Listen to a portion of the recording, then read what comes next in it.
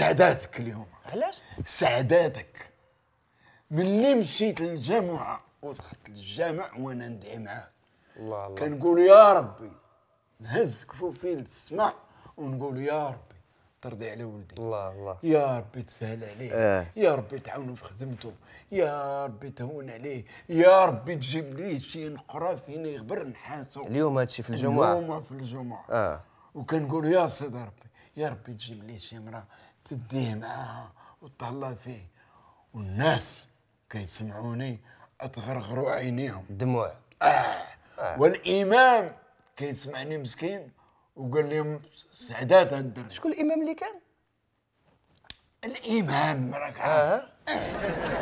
المهم الناس كتدعي معايا، ولكن اللي واعر هو الدرس اللي قال الامام. علاش دواو؟ دوا على رضا الوالدين ومنافع الزواج. واش قالوا؟ قال لك سيدي دابا الدري اللي ماتت امه وبقى ليه باه يزوجو.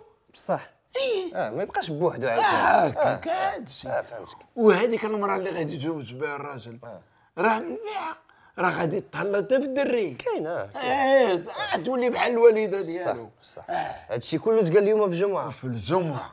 وانت متاكد كنتي في الجامع اليوم؟ انا كنت في الجامعه فين كنت؟ راحت اليوم الحد وصافي.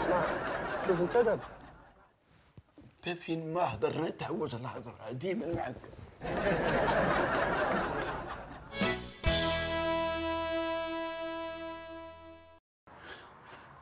مهدي كصبحت يا ولدي؟ الحمد لله الحاج. الحمد لله. هاكا ولدي خذ. شكون اللي كتصدق عليا؟ الحاجه راه عندي صالير ديالي وما خاصني حتى خير.